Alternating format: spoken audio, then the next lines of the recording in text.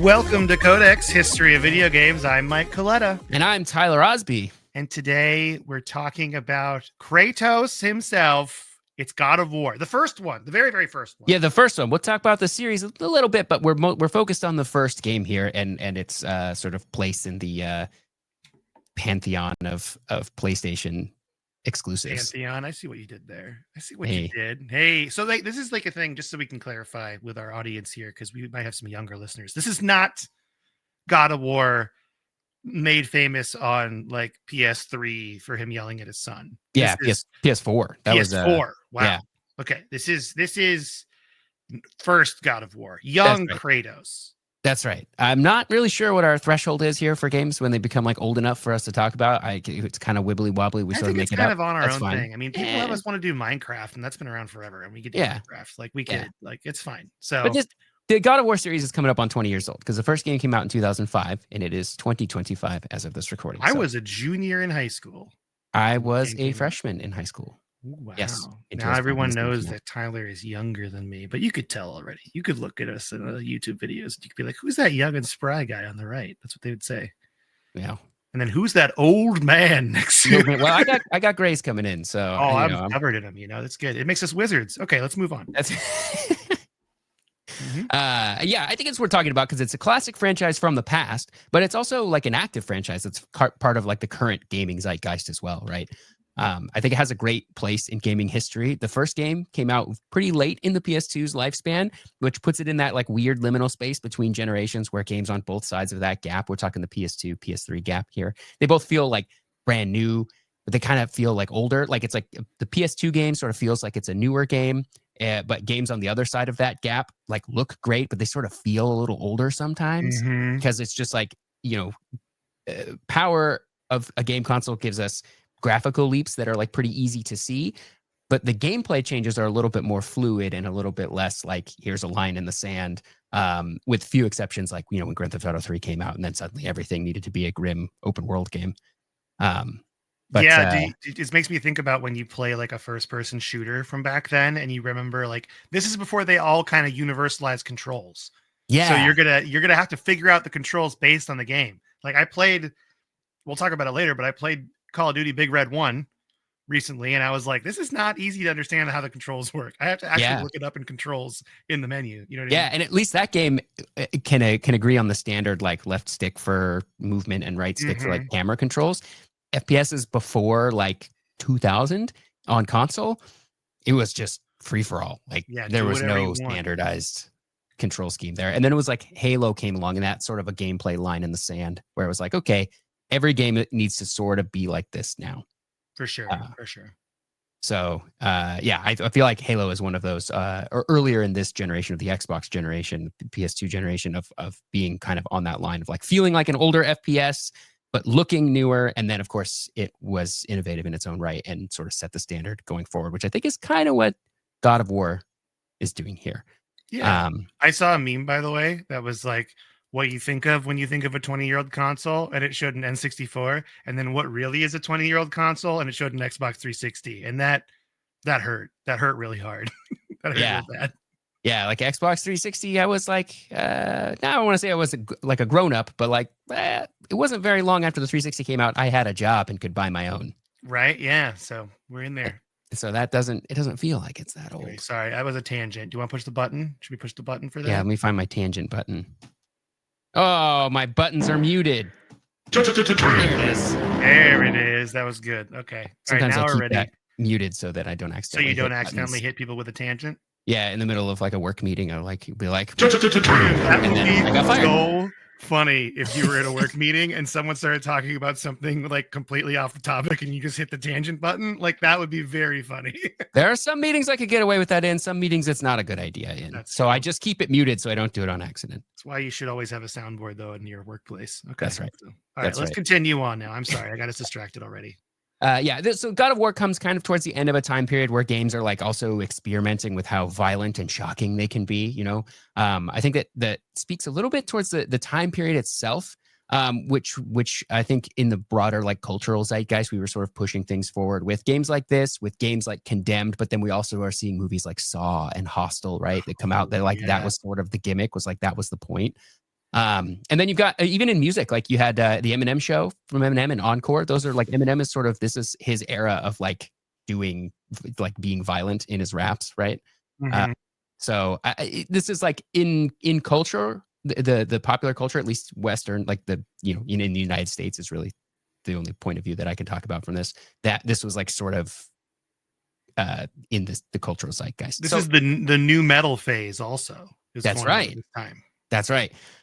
So yeah, everybody was trying to be pretty edgy and grim and dark in Mhm. this time period. I mean, like the Dark Knight would come out in 2008, which is kind of in that Oh, same yeah. vein, right? Of like being like, oh yeah, and you got the edgy Joker character and that kind of stuff. So this is the world that the first God of War is being built in. And I think in the US and the arts especially is like a time period for pushing the envelope, rebelling against the politics of the time. I think George W. Bush had just been reelected. This was a great time for punk music because we got a lot of good albums like Sum 41's Chuck and Green Day's American Idiot, which were both sort of pushing boundaries as well, in my opinion. These are formative albums for me growing up. So I just want to set the lay of the land of like, what does pop culture look like at the time You that God of know, War comes out? we don't really do this that often. This is a good thing. We don't often we're not able often to provide context about what's happening in the world when the games come out, but because this is like our teenage years, we're Yeah. able to do that. That's kind of Yeah, cool.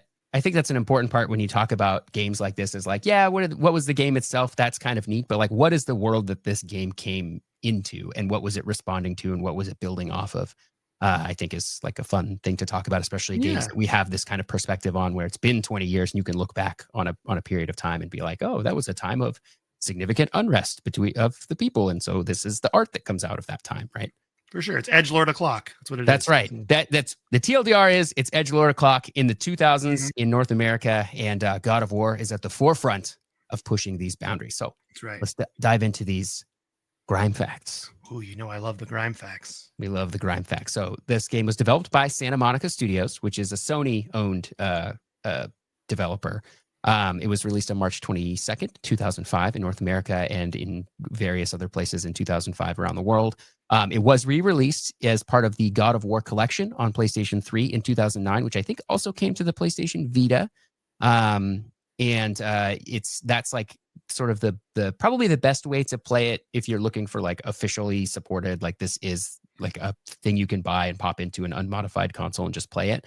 I think the God of War collection is probably the best way to do that. I do think it plays extremely well on an emulator on Ooh. PC because the game has widescreen options natively. Like you don't have to resort to like widescreen hacks. So it looks really good at a higher resolution. The gameplay works really well in a widescreen format.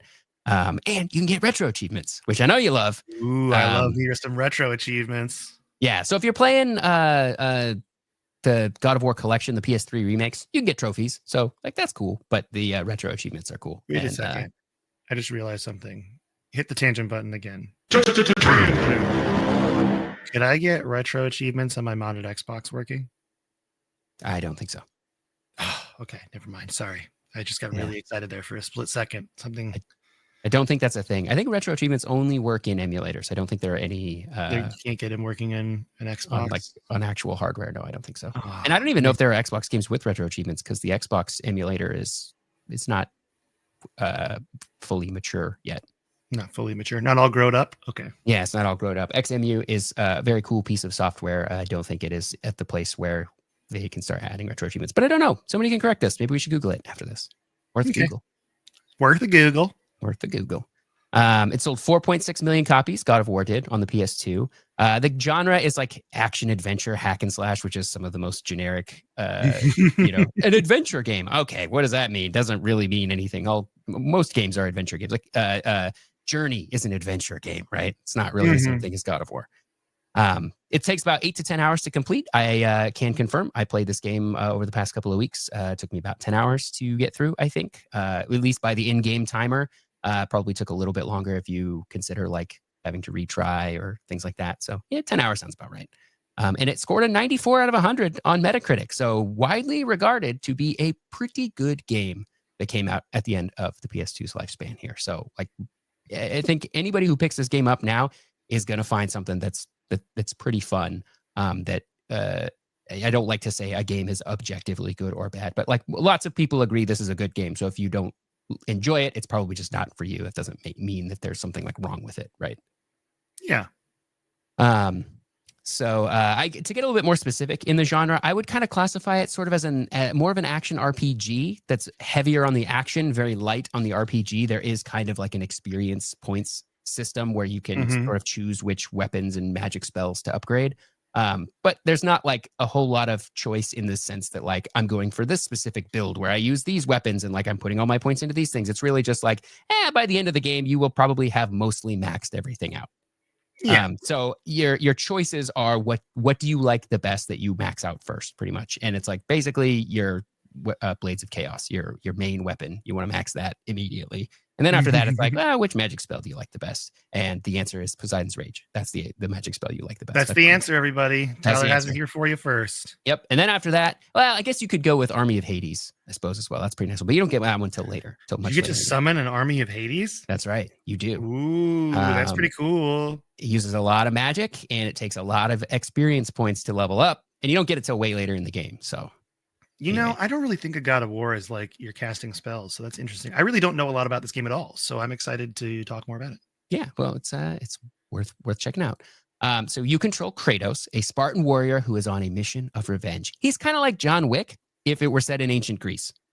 The more I thought about this, the more it made sense. I was like, oh, Kratos really is just John Wick, but in ancient Greece. There are some details are changed. It's almost a little bit more tragic than John Wick.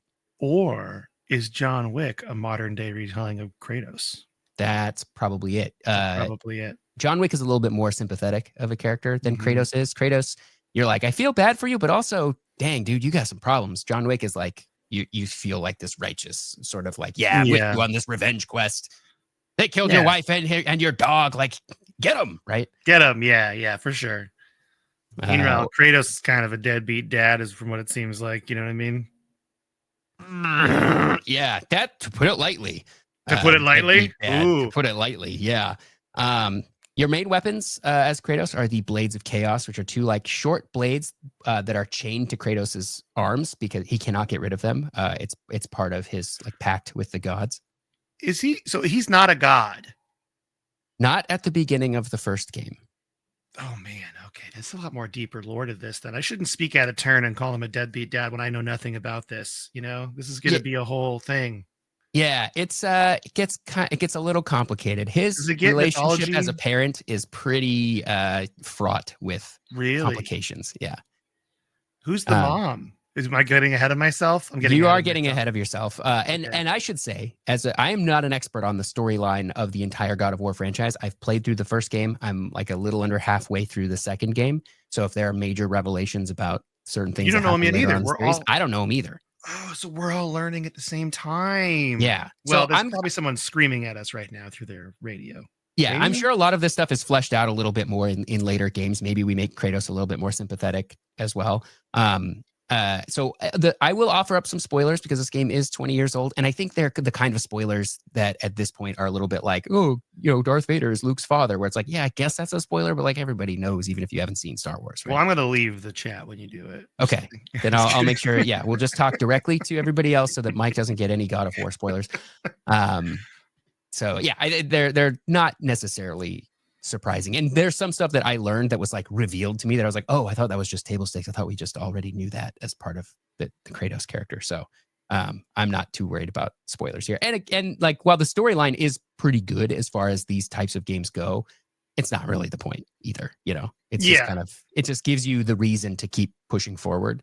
Sort of like the story in like the later Doom games, where you're like, that's cool. Like there's some cool stuff here, but like, that's not really why I'm here. Right. Yeah, for sure. Yeah. So, so you get the Blades of Chaos. They are chained to his arms. That's part of his pact with the gods. But what's really cool about them is, so they're really small melee weapons, but because they're on chains, he kind of throws them out. So they're pretty well ranged. So while he sort of looks and feels a little bit like a melee fighter, he's got a lot of range on him, which I think is what makes this combat system feel so good, because you get to have the advantages of being ranged where you don't have to be all up in with people, although you totally can be, but you also get to have that like visceral feeling of like having swung something rather than like shooting an arrow, which you're like detached from the arrow by the time it's out. So I think that's what contributes to making this combat system feel so satisfying. That's cool.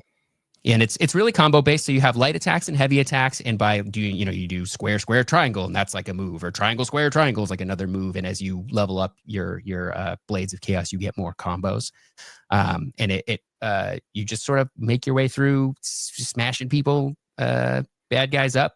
Some of the enemies are a little bit more difficult. You really need to be dodging and blocking and learning where what their weaknesses are. So it's a little bit soulsy in that aspect. I tend to get a little frustrated with games when the trash monsters are like kind of difficult, where you sort of have to you come across a thing and you go, oh, I have to like fight this thing in a very specific way or I am going to die. I don't always love that, like for the trash parts, right? Like I like that for a boss fight, but like just moving through the halls, like I just kind of want to swing my blades and stuff. Dude, get ready for the What You've Been Playing segment this week, because it's the game that I'm going to talk about next week on the podcast. And oh boy, I'm enjoying myself and I'm loving it, but I'm frustrated is what I will say. So we'll talk about it at the end. But it's exactly that. It's exactly that. I'm excited to hear about that then. You'll listen to me complain. Yeah. But the combat just feels really good in this game. It's like how, like when you play Destiny, you play Halo, just like shooting aliens in those games just like feels really good regardless of all the other stuff that's happening. Yeah.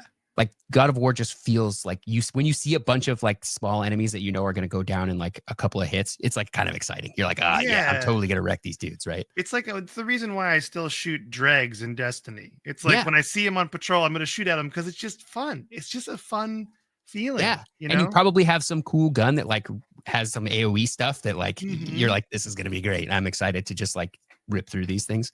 That's a lie though. We haven't played Destiny in months. So that's true. That's true. Well, rest in peace. Yeah. But it's just like the tuning is just good enough that just like beating up random stuff feels pretty good. Am I jumping ahead here when saying are spells the same way or is spells different? Spells are kind of the same way. They're a little bit more mostly AoE. There's 4 in the game. So there's Poseidon's Rage, which basically just like in an AoE around Kratos, like just like killing everything, right? There's like an Ares or Zeus's Lightning, where you could throw lightning bolts. It's kind of a ranged attack. There's Army of Hades, where like, I don't know, ghosts from the underworld come up and just sort of wreck everything. I don't know, ghosts. And then Medusa's Head, which is a cool idea. In practice, I like never used it. Like basically you pull out Medusa's head and you can turn stuff to stone. Neat. It uses so much magic. It's like not really worth it. That's cool though. There's something really cool about like ridiculously overpowered spells that take a lot of mana though. Like that's just a cool thing to have like in your pocket that you can just do it once. Cause there's again, I'm trying to go off on tangents here. I'm going to stop myself. Let's keep talking about God of War. But I will say this combo system reminds me of Force Unleashed. Did you ever play those games? No, I didn't. But Star Wars Force Unleashed, very similar kind of button pattern combo system, I believe. I wouldn't be surprised if this was very similar. Very fun games. I would cover those. Yeah, I think a lot of the inspiration for this came from both the Onimusha series and the Devil May Cry series of the time, which were some real hack and slash action RPG. Did you ever play those? I played a little bit of Devil May Cry. You know who'd be good to talk to about that? Lisa. I might get Lisa back on. People are requesting to get Lisa back on. I'll bother her again. Okay, come talk about Devil May Cry. I think she played it. Okay, that game series started out as a Resident Evil game. Isn't that weird? What? Yeah. Random fact of the podcast. Tyler wins the award today. Got him. I like it. So with these magic attacks, they use up so much magic that like you don't find yourself using them a lot, and replenishing magic is it feels like a very finite resource in the game because you just kind of come across chests as you move through the game. Same for health, and you can't collect them again. So it's kind of like, I guess there's a world where you could run out of magic. I don't know. Do you have like a mana bar? Yeah. Like what you got? So you're getting potions to refill it. Yeah, they just like, you just open a chest and like a bunch of blue magic comes out and fills the bar. I love the idea of you're just like a guy just chugging potions all the time, just fighting things and just chugging potions and dropping the bottle and keeping on fighting. I think that's very funny. That's what Diablo is, right? I know. That's, I love it. I think it's just a funny idea. Like no one's actually shown that. If they did like a video of like a character in Diablo, like for secret level, just a dude just chugging potions. It's constantly. Like Skyrim with just all of a sudden, and then the hero paused the game, ate 400 wheels of cheese, and came back with a fight fully Yeah, exactly. powered up and ready to take on I this love boss. that. I love video games like that. It's just like, I almost had the adventurer killed, and then he went around a corner and came back out full health. I don't know what happened. Or like a beat 'em up game where you just eat an entire rotisserie chicken out of a garbage can. And yeah, you're just throwing away go. entire rotisserie chickens. That's what I want. Right? That's peaceful. Yeah. So yeah, it feels like if Doom were an action RPG hack and slash game, you know, it's just ripping and tearing, constantly moving forward. I love that. Do you get health back from enemies? Yeah, somewhat. If you take them out in the like using quick time events, which is sort of the like glory kill of this game, I guess. Kills? Okay. Kind of. Yeah. Some enemies you can kind of do that with. It's not quite as streamlined as Doom. Yeah, early 2000s. They love their QuickTime events. Oh, yeah. Well, we'll talk about that in a minute, too, because we didn't hate QuickTime events in the 2000s when this game came out. We were way into them when God of War came out. We thought they were so cool. Mm-hmm. So we'll get to that in a little bit, though. But yeah, just constantly moving forward on your quest for revenge, which is like the major theme that goes through the entire, I think it goes through the entire franchise, at least goes through the entire Greek like arc of the franchise. I assume that in 2018 that the sort of it's like a soft reboot, which I haven't played. I assume that it's less about revenge and probably more on like redemption and parenthood. Like I get the feeling that Kratos knows he's done some bad stuff and he's kind of looking for a little bit of redemption, maybe through his son. Yeah, he's kind of old man. He's got a kid that he's like, you know, it seems like he doesn't really know what to do with this kid, but he maybe through this kid is if he can raise a good person, maybe he can be redeemed for all the bad stuff he's done. That's kind of what I think is going on in God of War 2018. But I don't know because I haven't played it. Yeah, well, we'll get through it. We'll go through that. Do you fight gods? Is that what you're fighting in this game? Yes. Yeah, you fight in the first game. You fight a lot of bosses from Greek mythology. You know, there's a Cerberus and a Medusa and the Gorgon, and I guess Medusa is a Gorgon, right? But yeah, I think so. Medusa, Gorgon is the species of which Medusa is one. Yeah, Medusa is just the most famous Gorgon, I think. Yes, yeah, and so I assume every boss fight is some sort of Greek. Do you fight a Minotaur? Creature. Oh yeah, so many Minotaurs. Minotaurs are they're not trash, but they're like the end of they're at the top of the trash. It's Minotaurs all the way down. It's Minotaurs all the way down. You just constantly. So a little bit about Kratos himself. He at the point that we join him in God of War, he is a legendary Spartan warrior. Before the games, he's just been ripping and tearing his way through wars with all his men. He's a pretty good leader with his men, but he's a little bit cocky and he's a little bit too bloodthirsty. And he kind of gets himself into a jam. He loses a bunch of his men. This is all pre the first game. He loses a bunch of his men. He takes on this like big barbarian king. And when it kind of looks like he's about to break his winning streak here of just constantly ripping and tearing and winning, he's looking like he's about to die. So he throws his hands up and he says, he's like, Ares, if you help me win this fight, I'll serve you forever. He throws one of those up like, please, I'll go to church every Sunday if you just save me right now kind of deal. And Ares is like, okay. And of course, this has unintended consequences for Kratos. But that's when he's given the blades of chaos and the chains like burn into his skin. And it's all very, it's like a deal with the devil kind of situation. But instead of fiddling, he's warring. That's right. Yeah. So they kill the barbarian king. And for 10 years after this, Kratos works for the gods, ripping and tearing, just doing stuff all over Greece, being generally not a cool person. But still mortal. And so he's just doing a bunch of stuff because, Greek gods, I don't know, they're not all good people. In fact, maybe none of them are good people. I don't know. I don't know too much about the Greek gods and goddesses. I think you're right. I think they're all not good people because they're not people. They're just horrible beings. Yeah. Well, so Ares and his sister Athena always going at it because, Greek gods, whatever. I don't know.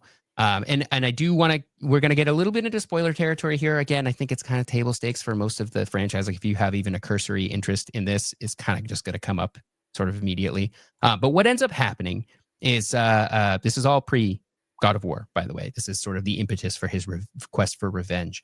Is he's fighting for Ares in some town of people that like worship Athena. Ares doesn't like his sister. I don't know why. Probably reasons. I don't know. But so he goes to this village like any other place. He's ripping and tearing. He's gonna destroy all this stuff. And what Ares does is put his wife and daughter in this village. And in his blind rage, Kratos slaughters his wife and daughter. That's messed up. It's so you don't up. play this though? This is before the game. This is before the game. That's not a spoiler then. It's the setup for the game. Yeah. Well, it's sort of revealed a little ways into the game, I think. It's not quite like in a flashback, it's sort of revealed as like, and you're supposed to, I think at that moment, because I already knew this, it wasn't like a big moment for everybody. I think you're supposed to be like, oh no. I could be when wrong. I play it, I'm still gonna say, oh no, like I didn't know. Just you still have to pretend like you didn't know this is what happened. Yeah. Would be bashful. Yeah. And Ares says the reason he did this was because he's like trying to create the perfect warrior, and having a family is, weakness or whatever. So I made you kill your own family. Aren't you so happy? Now you can be the greatest warrior in the whole world. Kratos, of course, is not happy that this happened.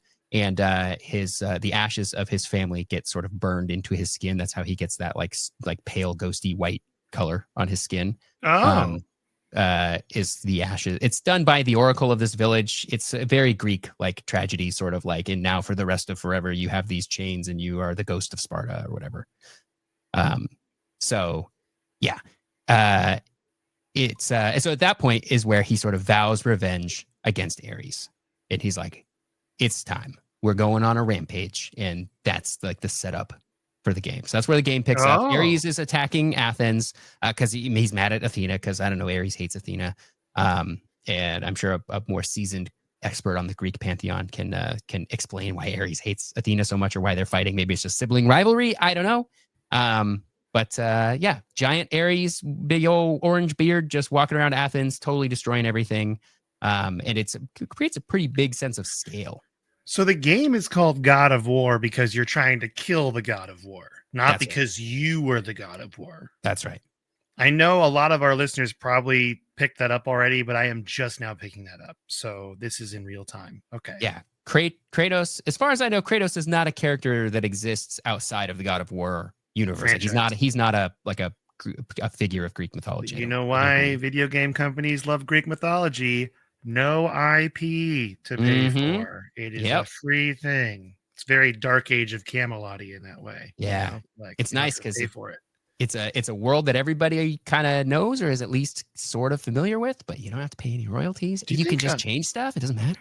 Do you think like 100 years from now, Harry Potter is going to be like that? Like, we'll just make a Harry Potter game because it's like no licensing fee. Yeah. When it hits public domain, I mean, some stuff has already hit public domain, like Winnie the Pooh is public domain now. Steamboat Willie, right? Steamboat Willie, that incarnation of Mickey Mouse is public domain. It'll be a few more years before actual Mickey Mouse hits public domain. Is it 100 years? It's 100 years, right? It's That's like the life of the creator plus 70 years or something. So we're still a ways away from Tolkien becoming. Although the Tolkien estate owns that. Sorry, we're getting off track again. Yeah, I'm not. We haven't talked in 2 weeks, and so we're just gabbing it up this episode, everybody. I'm sorry. Okay. It gets a little wibbly wobbly in the copyright thing, and I don't claim to be an expert on any of that, but I do know that they made a very violent Winnie the Pooh horror movie, and it wasn't made by Disney because they could. And there's something else that's hitting public domain soon that I think is also going to get a like gritty, violent reboot just because they can. That's funny. I think it's funny to do that. Why not? Me too. It's 100 years old. It's like it belongs to the people now, Yeah, it's fine. So, all right, well, let's get back into God of War. I'm going to not interrupt anymore, everyone. I'm sorry. So, this is the setup for God of War. I think the structure really enhances this game because it makes it the game is extremely linear. There's like no choice along on the way. Like there are very few forks in the road, and what few forks in the road there are is really just like, oh, if you go left, there's a chest over here, but then you still have to go right. So there really isn't any choice happening here. It does a pretty good job of making it feel like maybe there is some where you go, where you would like choose something down the path, and then you'll be like, oh, but I want to see what was on the other way, and it makes you feel like there was something there. Both paths end up leading to the same spot, or you just sort of go on a goose chase for a chest, and then you come back to the main thing. It's like you're just screaming about what you've been playing today. That's what it feels like right now. You're just hitting on everything right now for what you've been playing segment. It makes me wonder how similar these two games are now that I think about it. Yeah, can't wait to hear about it. But yeah, I think that really served the narrative really served the gameplay, because then they were able to really focus on this. And then I'm sure there's some sort of thematic justification you can use to where like, the quest for revenge becomes all consuming and there's only one direction and it only ends in tragedy. And so you have to just keep barreling down this path, right? This linear path that you can't get off of. I'm sure you could make a thematic argument for why it should be that way. But what we do get in return for that linearity is probably the most cinematic game of its time, or at least one of Love that. There's no camera control. You do not have control over the camera in any sense. Like there's nothing. Like your right joystick, that's for dodging, and your triggers are for other stuff. There's no camera control, which is really cool because in the transition areas between like, an island or where you're going from one area to another, lots of times the camera will like zoom out and show you the scale of what you're doing. And Kratos becomes really, really small. And you just like you're running up the longest sword, like clay, like a stone sword from a monument, that's awesome. Anybody's ever seen. I love that. It's really cool. Or you're like climbing up a really long rope and it like kind of zooms out to show you like the scale of how high you're climbing, stuff like that. From what I've seen, I think the new games do that too. Yeah, I think that's a big part of like the appeal of these games is that they feel very epic in scale, which is probably why they chose Greek mythology, because it's pretty epic. Any like pantheon of mythology is pretty good, which is probably like Norse mythology is pretty good too, which is probably why they picked it for the later ones. It's a really cool way to see just the scale of everything that you're doing. There's narratively, like the framing of where things are is done pretty good too. Like there's like the second half of the game kind of takes place on the back of the Titan Kronos in like, there's a bunch of dungeons and like puzzles and stuff you got to solve in there.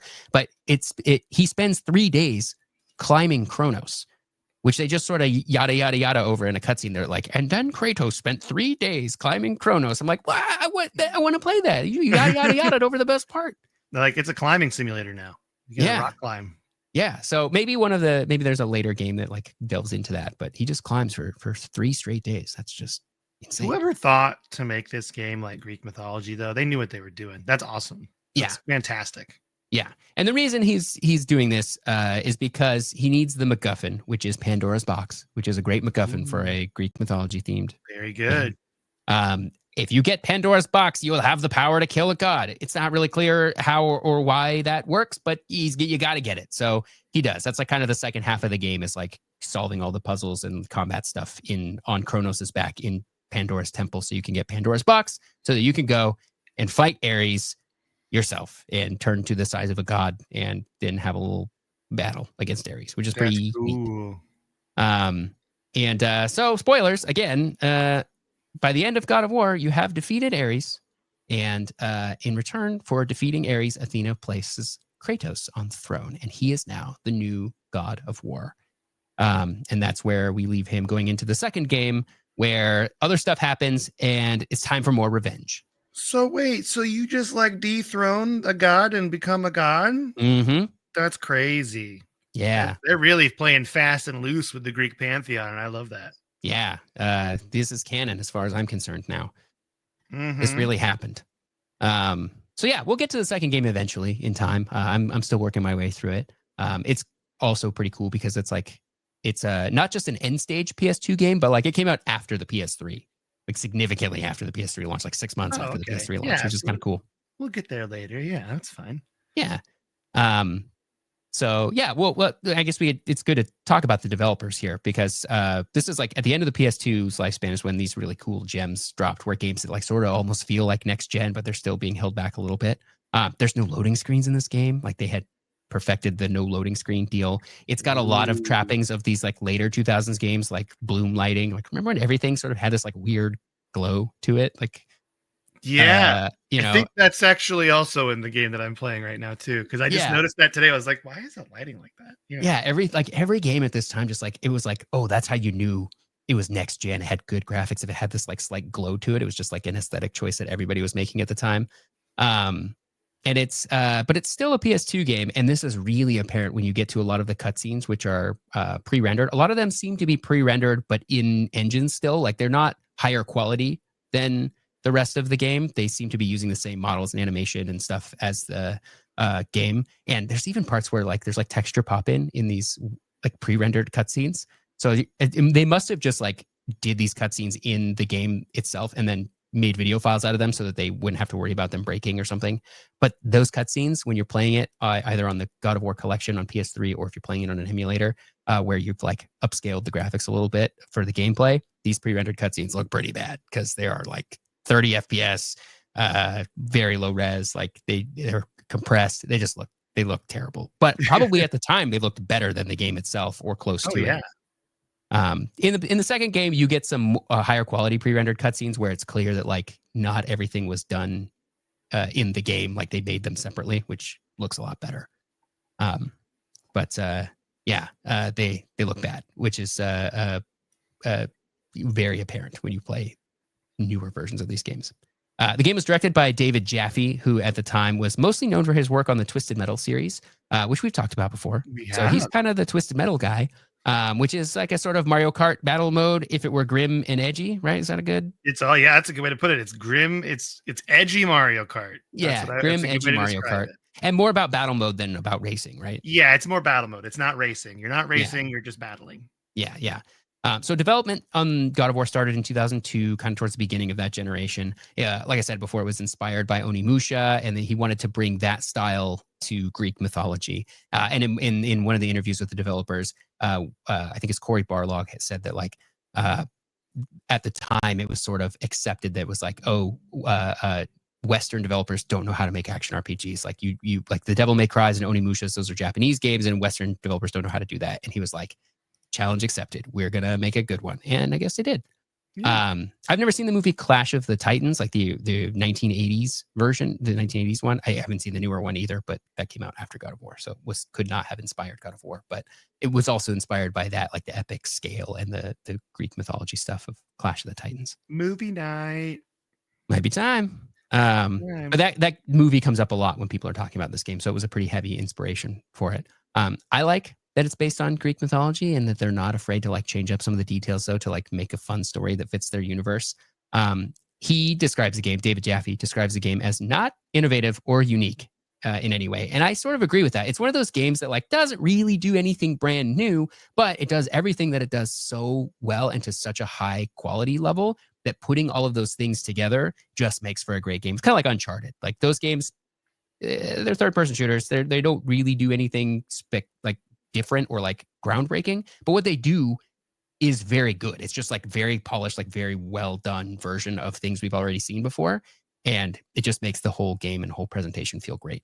And that's definitely a strategy, and I think that's a working strategy. You know? Mm-hmm.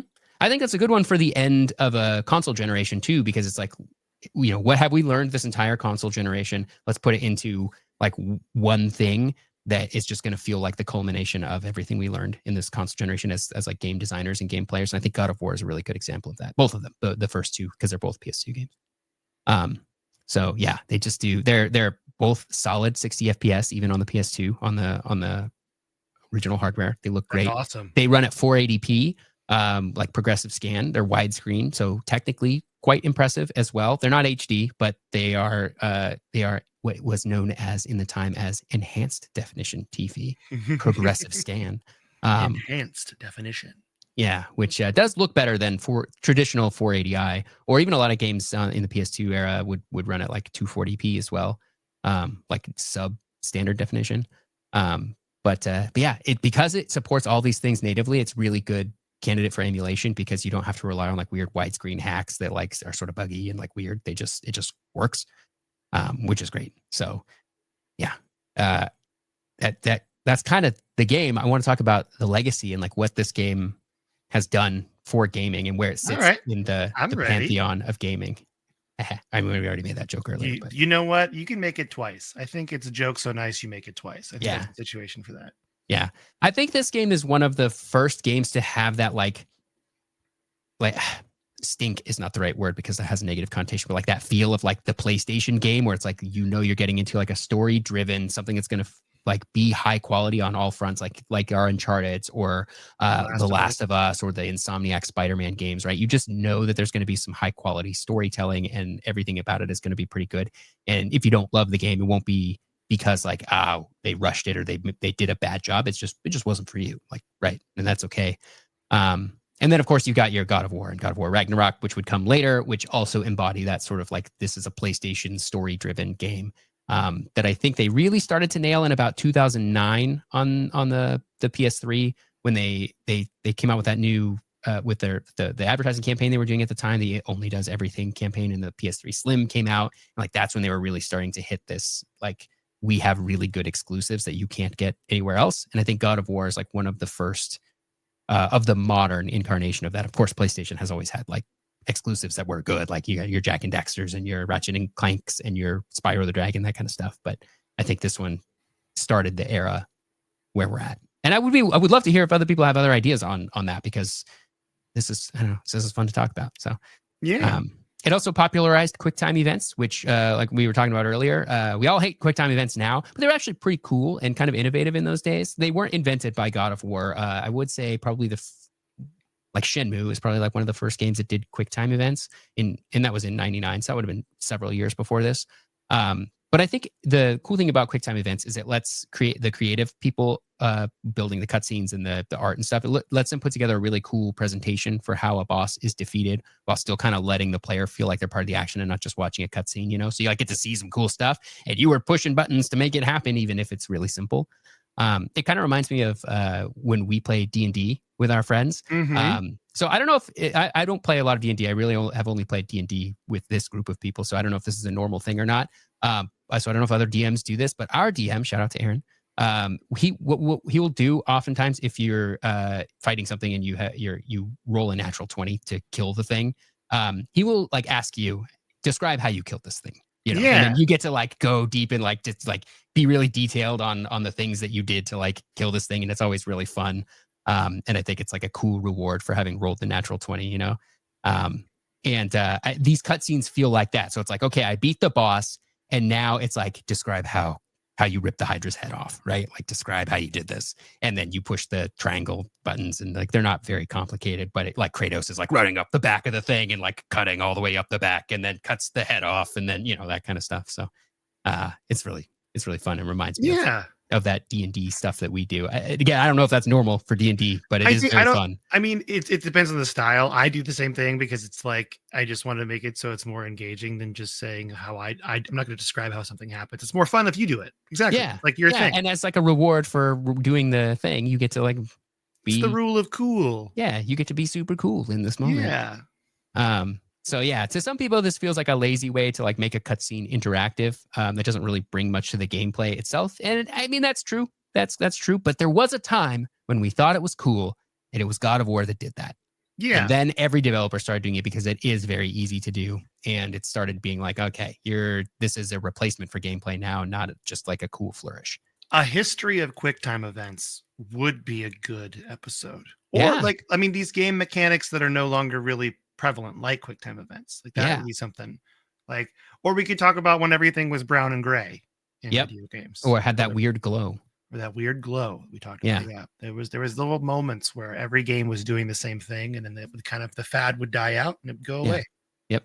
And if you're not familiar with what QuickTime events are, I'll give you the quick TLDRs. Like basically a cutscene plays and it'll put like button prompts on the screen. You got to press triangle, X button, O button, square button. And if you don't do the right thing, you can fail the cutscene. And so that's what a QuickTime event is. And like generally they're not very difficult. Sometimes they can be kind of hard though. Some games will like really make the QuickTime event stuff like Until difficult. Dawn. Yeah, Until Dawn. I like the QuickTime events in Until Dawn because it actually affects the story. So like if you fail it, it's not just like failure. It's like something else happens now. Right. It's a choose your own adventure more than restart it again. Like the thing that upset me about the Space Marine 1 QuickTime events is when you kill the boss, you're just doing it, and then if you fail, you just have to start it all over again. Like the boss. Like, imagine if you played a game and there's QuickTime events in the end, and everything leading up to it goes to that. And if you fail the QuickTime event, you fail, and the game ends on a loss. Like that would be wild. But that's what Until Dawn kind of does. Yeah, like, now someone's dead because you failed the QuickTime event. Yep. And that's which I just think the is story fun. continues. And Yeah. and that's sort of the challenge of that game too, is like these quick time events are actually kind of hard because that is the game. Like the whole game is a playable cutscene, right? It's a playable movie is like kind of the idea behind Until Dawn. If you have a group of friends, highly recommend playing Until Dawn with them and Yeah. passing the controller around, because it's very funny to have someone who doesn't play a lot of video games do a quick time event, fail it, and then someone dies, and it's like, nope, we're living with this, and now we get to go on and see how we do. Like, that's fun to me. Yeah. And I think Until Dawn just got a remake or a remaster or It something did, recently yeah. too. So might be a good time to check it out. I don't know if the remake is any good. If it sometimes it feels like it's a coin flip now that nowadays when a remake comes out, it's like, is it actually better than the original? We don't know. I like games that let you embrace failure, and I think that's what Until Dawn does. That's what I like quick time events that do that. The problem was a lot of them don't. A lot of them, oh, you just need to do it again now. Yeah, a lot of the Quantic Dream games are like this too. Your Heavy Rains, Beyond Two Souls, which I heard Beyond Two Souls is getting a TV show treatment. Perhaps Elliot Page's production company was like, "We want to make this a thing." So Elliot Page is a production company. Apparently, I feel like everyone. It's if you're an actor, you get a production company at some point. Yeah, you get a production company. They just give them to you. And the name of the production company is Page Boy. So that's funny to use his last name. Yeah, it's cool. I know. Yeah. So I got to figure out where I am in my notes here. I want to make sure I cover everything that I wanted to talk about. Sorry, I keep distracting you. I'm a terrible co-host this episode. I am all up in it. No, this is fine. This is good. But even though God of War came out at the end of the PS2 era, which is like 2 years kind of before the PS3 came out, it did get a sequel that was also on the PS2 that released after the PS3. This was still in the time period where brand new PS3s would play PS2 games. So it was like, oh, if you would buy God of War 2, even if you had sold your PS2 for PS3, you could still play it on your PS3. Better time to be alive, if you ask me. It really was. It was. Backwards compatibility, video game preservation. We're pro all those things. Yeah. I think that's particularly interesting because lots of times at this point in a console's lifespan, and the PS2 was definitely no stranger to this kind of stuff, you would get like the lower budget version of next generation games. I'm thinking games like Call of Duty, World at War, Final Fronts, which is like not the same game as what came out on the bigger consoles, the newer ones. But it was like sort of a trimmed down version of that. And there were a lot of especially on the PS2, because the PS2 sold so well for so long, even after the PS3 came out, that it was getting games even afterwards. And they were just kind of like the stripped down version of what would come later. I think The Force Unleashed is an example of that too. The PS2 version of that game is pretty different from the PS3 and Xbox 360 and PC version of that game. It's more similar to the Wii version. And that was the other thing about this era, was that the nice thing about making a pared down version of your game for the PS2, it meant that you could also put it probably on the Wii, which was like comparable in power to the PS2. And the Wii was a current gen console at the time. You wanted to put your game on it, so it was like you sort of could feed two birds with one stone.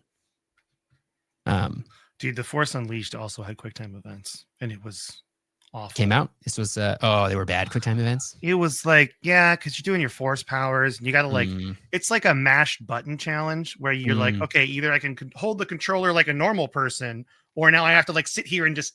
Oh, there's a lot of that in God of War. A lot of that. I don't like it. It just makes me wish I had a turbo button. With a turbo button. Oh, where's Mad Cats at? Get them on the phone. I know every game needs to have a Metal Gear Solid anti-cheat in it, where it's like, don't even think about using turbo mode. I'll know. and if Ocelot looks directly in the camera at you, I'll know. That made me laugh so hard when we were playing that game. Oh, I get it now. You know, I feel like I played those with you, and now I understand the magic and the joy that it brings people. Yeah, because it's just good. It just knows what it's doing. Mm-hmm. Oh, Hideo Kojima, you know how to cut to the core of me. Sure do. Yeah. Friend of the podcast. Yep.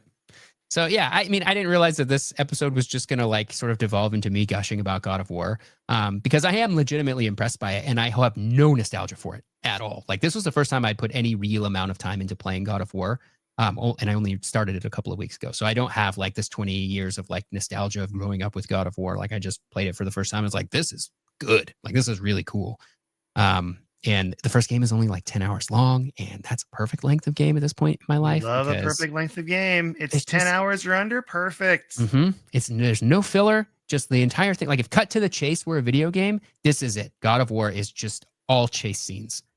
And it's great. So I plan to play the whole series now because I loved the first one and I'm making my way through the second one and having a great time. And the second one feels like just more of the first one, but like bigger and a little bit more epic feeling. Like they really nailed that camera pull out to show you how big something is. They do that a lot in God of War 2, and you're like, oh man, this is awesome. And I think the third one is, I assume they just continue doing that even more. The third one's on PS3, so I'm really excited to see where that So goes. is it God of War 1, 2, 3, and then they do the reboot, kind of a reboot? Because really, it's just jumping forward in time, right? Yeah, it's as far from what I understand, the newer God of War games, they're not a reboot in the sense that they're like we're throwing everything out and starting over. They are a soft reboot in the sense that like what happened before, the details of what happened before this game don't really matter. You just kind of need to know Kratos' frame of mind going into this game, because then we move away from the Greek pantheon to the Norse pantheon. And then the games are just different. Like everything is, and this is, as far as I know. So they're like, it's still the same Kratos. It's like not a rebooted Kratos, but for Norse mythology. But it is like, there's a very clean break between the Greek trilogy and the newer ones. There's the three mainline games. There were two games on the PSP. One of them is a prequel. One of them is like between the first and second game. And then there was God of War Ascension, which came out after God of War 3 on the PlayStation 3. It is also a prequel.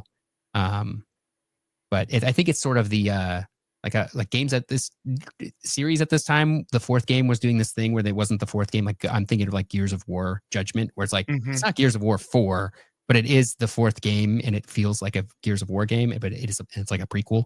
Like a lot of games were sort of doing that at the time. So that's what God of War Ascension is. And I plan to play through them all because I'm having a great time and I'm getting retro achievements on these PS2 games, and I will get them on the PSP games as well. I think I'm going to play the remastered version of God of War 3 on PS4 because I think it just runs better and I can get real trophies. It's a great time to be a video game fan or fanatic, either way, just because you could go through and say, I'm going to play all of this series, and you could just do that. And that's really cool and really fun. Yeah. So we encourage people to do that. I hope to do more episodes on the God of War series. But I'm having a great time with it. So yeah. Now I want to talk about what you've been playing though, because you keep talking about what you've been playing, but you didn't say it.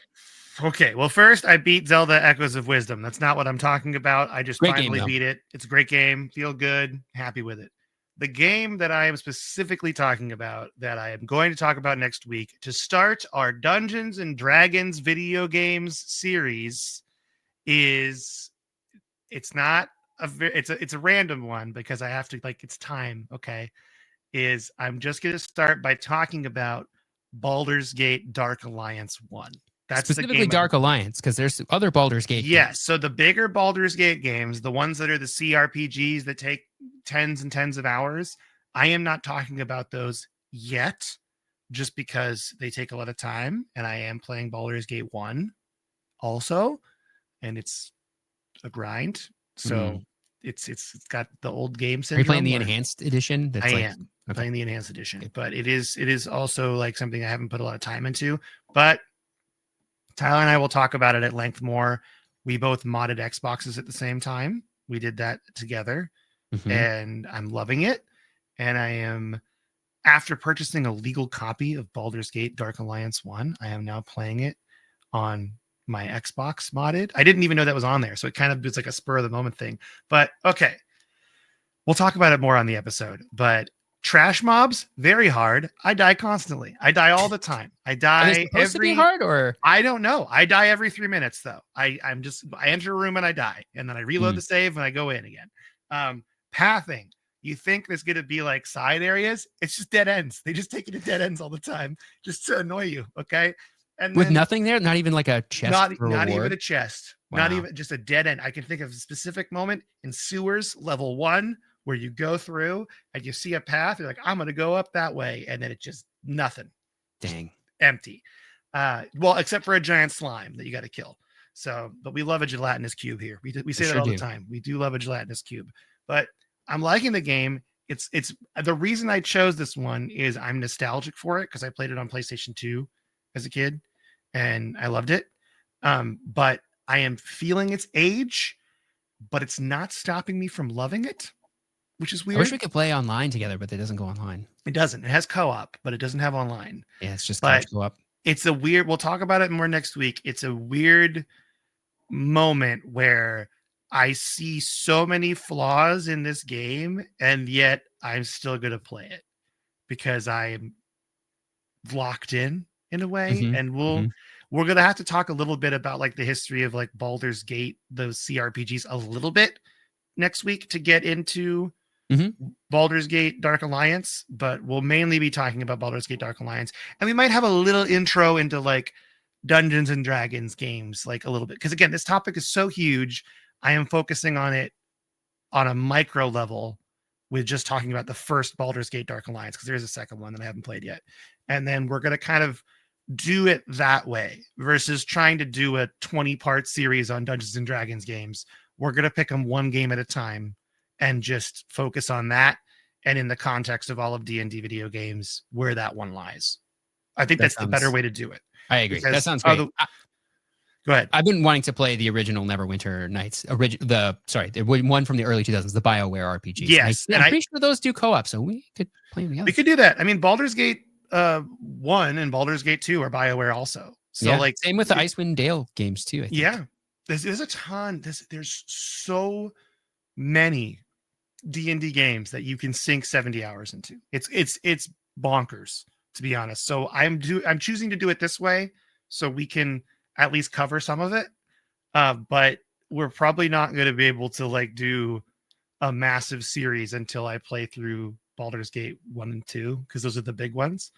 But there's also Minecraft. I mean, I'm trying to look for a good Minecraft book right now. So if you have any recommendations of a Minecraft book for Minecraft history that we should do, hit me up on Discord or email, because I am definitely like actively searching for something that's going to be a good history. Maybe even multiple books. I might have to read multiple books for this just to get the story, because I think there's a lot of strangeness in the story of Minecraft and how it was purchased from Microsoft and all that stuff there. So I kind of want to find the right way to do things. But yeah, that's my experience with Dark Alliance. It is a game that is frustrating and at times has mechanics that are not good, and I am still playing it.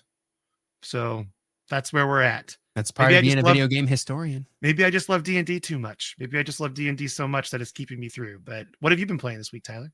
Well, it's been all God of War. Last weekend I finished the first God of War because we didn't do an episode last week. I hurt my back and I could not walk, so I was just sitting on a mattress in my living room playing God of War. So yeah, I didn't want to tell people that you were out on IR. I didn't want to say that. I didn't want to just throw out your medical history. But if you're comfortable telling people, you were on injured reserve last week. That's right. Yeah, it was extremely embarrassing. I was putting a weight down that wasn't even very heavy, and I just did it wrong. And I'm an old man now, and that wrecked me. I truly couldn't walk for 2 days. So I was just sitting there playing God of War for those 2 days. I slept wrong, and I couldn't raise my right shoulder over my head, and I had to go get physical therapy. This is just being in your 30s. This is what's going to happen to you. Okay. Just being old. I'm looking into the camera.